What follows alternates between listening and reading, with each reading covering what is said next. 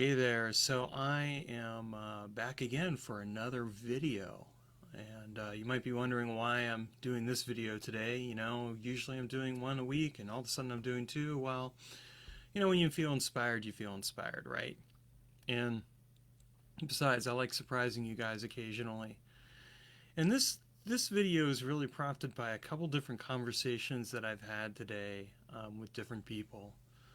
um, about the topic of authority and in the occult community and the problems around authority in the occult community, which I'm going to speak to today and speak about. So, I think the one thing that really prompts this the most too is that, I had this one person in the Magical Experiments Facebook group share about how she did this practice of magic for a while and got great results, but then she basically had these people that she respected or whatever, and they basically were like, yeah, this doesn't work.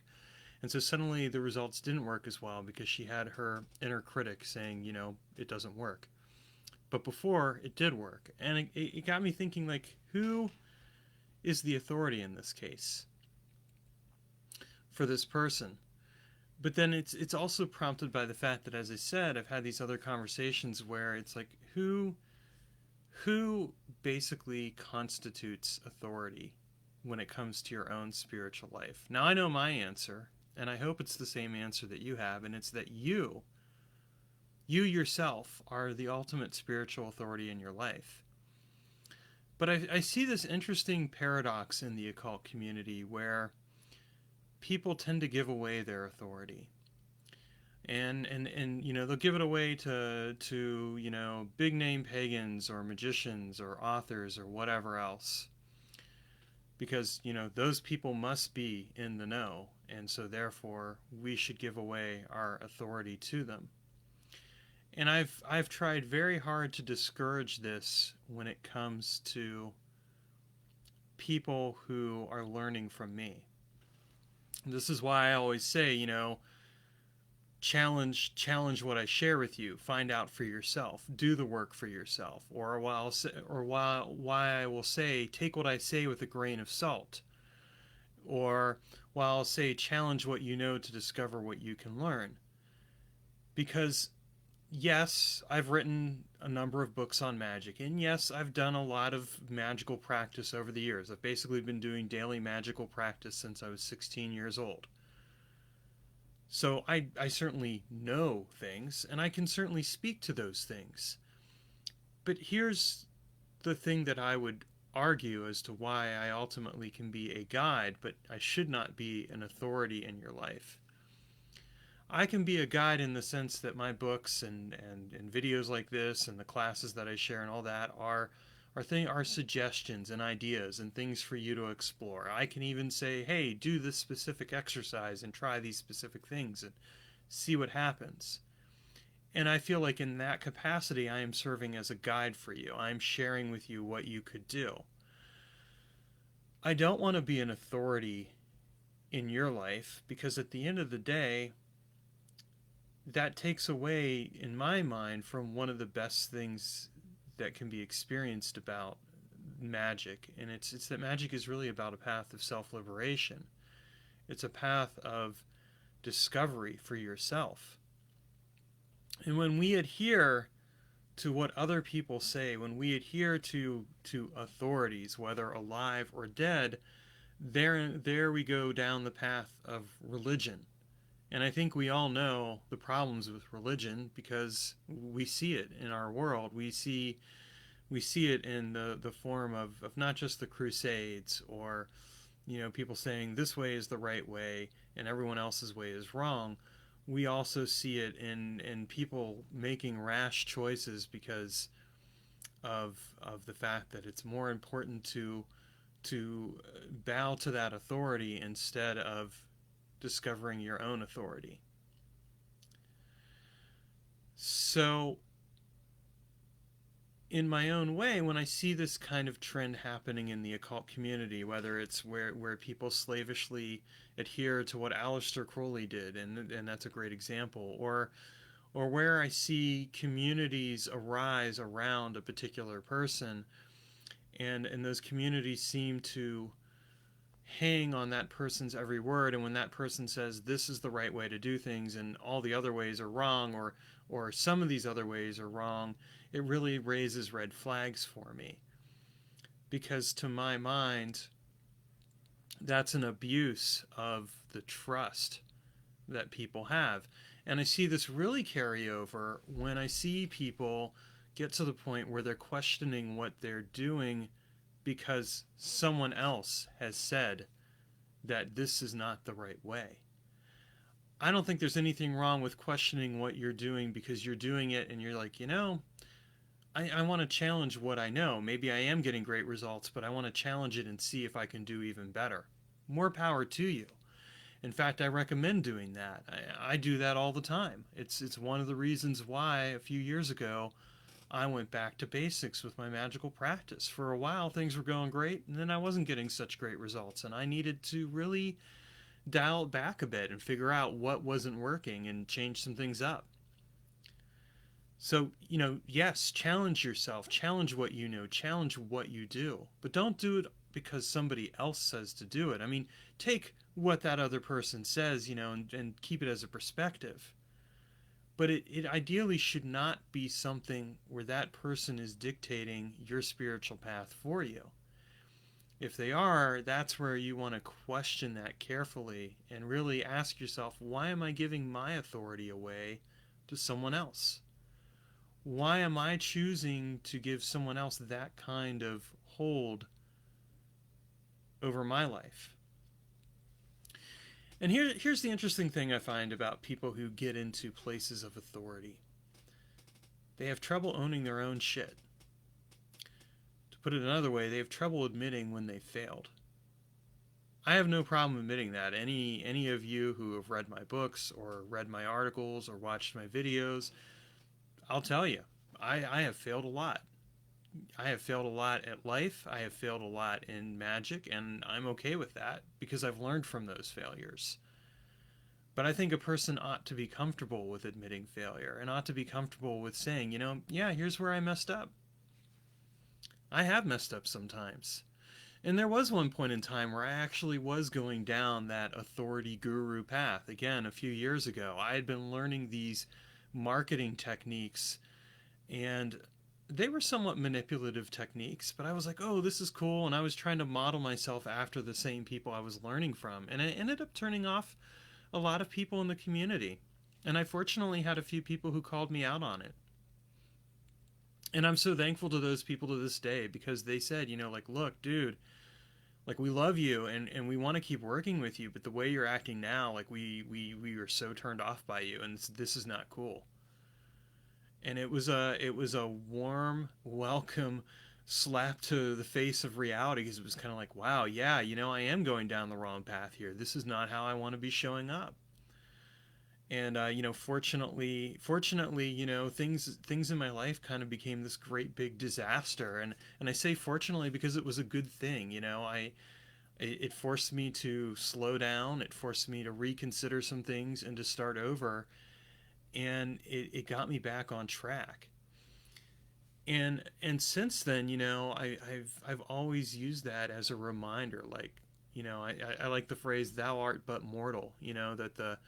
Like the German, the Roman, generals would be coming in. They had conquered something and everything else, and they're having this big parade, and they had someone beside him on the chariot whispering, "Thou art but mortal." Well, why? Because at the end of the day, we're all human and fallible. And people who cannot admit their mistakes, who cannot see through the pink eyeglasses of grandiosity and egomania and narcissism or whatever else, are people you want to steer clear of. And I mean, we see that very clearly, I think, in what's going on with this, with my country right now. And the craziness of the leadership. And we do see it with the occult community. We do see this cult-like thing. And I'm not going to speak any specific names of living people. I mean, I have mentioned Aleister Crowley. I think he's a great example of that. But I mean, the fact is there are people out there who are engaged in behaviors that are ultimately abusive not just to themselves, but to the people who follow them. So, you know, for those of you who are part of the Magical Experiments Facebook community, you know, this is one of the reasons why I try to encourage you, A, to share your own stuff and like what you're working on. I know I share a fair amount on there and stuff. It's just because I'm always an active person in that way. But it's also why I really do my best to make sure that you're comfortable and in a safe space where you can challenge me. Because I am not the ultimate authority of your life, and I don't want to be the ultimate authority of your life. Let me be very clear about that too. I want to learn from you. I mean, that to me is really the best compliment that you can give me, is the opportunity to learn from you. And I do learn from all of you. You know, the people that share and post content in the group, or who, you know, have occasional private message chats with me, or shoot me an email, or whatever else, are all people I learn from. And I'm so thankful to all of you. And this entire day, it's kind of been a reminder of that, because I've in a number of different ways I've had people just share, you know, like how impactful my work has been for them, and I am so humbled by that and so thankful for that I can have that effect in any way, shape, or form, as long as it's positive. But I want all of you to know that I value you, and I value you because you have something to share that's really important, which is your own perspectives and experiences. And they may not fully agree with mine. A lot of times they don't. And sometimes the realization I come away with is, yeah, that wouldn't really work for me. But I still learned something from it. And so, in your own exploration of your own authority versus someone else's authority, I would share with you that you are the ultimate authority of your life. And that as magicians, that's really what we must be willing to do. You know, there's a fantasy series that I really enjoyed reading called the Dragonlance series, and one of my favorite characters is the character of Raistlin. And at one point, he's talking to his nephew who's taking the magical test, and his nephew, he basically chides his nephew. He says, you know, bow to others out of respect because they've earned it and, you know, they've done the work, but don't bow to others out of subservience. And that's really how I feel about it. Unless, of course, you know, subservience is your thing. Don't, you know, I mean, but that's more of a kink thing, and hey, you know, more power to you. Um, but the point that he was making to his nephew, and I think it's applicable here, is that, you know, respect others for what they have to offer if they've earned that respect. You know, if you're gonna bow to someone, bow to them out of respect, but don't do it from a place of subservience.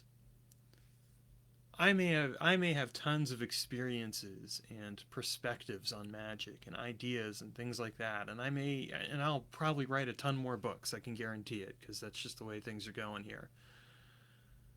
But up until my dying day, whenever that is, I want to be learning from other people, and I want to stay humble, because at the end of the day, no matter how great you think you are, your feet are made of clay, and at some point you will get knocked down. Unless, of course, you're already aware of it, and you're able to remind yourself and learn from your experiences and learn from other people. So, you know, if you're in a situation where you're like, oh, you know, these people are saying this, and it's impacting the way you think about things, you know, respect them for what they have to offer. But at the end of the day, whose experience should count more? Yours. Your experience, not mine, not anyone else's. Your experience must count for more than anyone else's when it comes to your life and your spiritual path. Anyone who tells you otherwise is basically trying to get you into a cult. And you don't need that. Walk away from that. You are the best authority for your life. And yes, you're going to make mistakes. Yes, you're going to fail. We all do. You'll learn from it. You'll succeed as well. And you'll come out of it stronger for the experiences that you've had. But please, please, please do not give away your authority. Not to me. I won't take it anyway if you try to. And certainly not to anyone else. Bow to others in respect, but not from subservience. Respect others for what they can contribute, but make your own decisions at the end of the day as to what really works for you. And if you have like an inner magic critic of sorts that says, well, this is rubbish because so and so, well, challenge that. What's the real narrative going on there? What's really happening? Why are you really saying that to yourself? Is there some part of you that's sabotaging yourself because you have doubts about yourself? Is there something else going on? That's where you want to be doing internal work. That's where you want to explore what's really going on. What's the underlying issues? You do that and it will truly be worth it. And I do talk about internal work a lot, but here's why I talk about internal work. I mean, this is a great example. Because when you are doing internal work, you automatically will challenge the authority of anyone else, because you're going to be saying, does this really measure and compare to what's going on inwardly with me, and to what my inner contacts or self or anything else is saying? All right, guys, there's my impromptu video done. Thank you for watching and commenting and sharing and whatever else, and have a great weekend, guys, and take care of yourselves.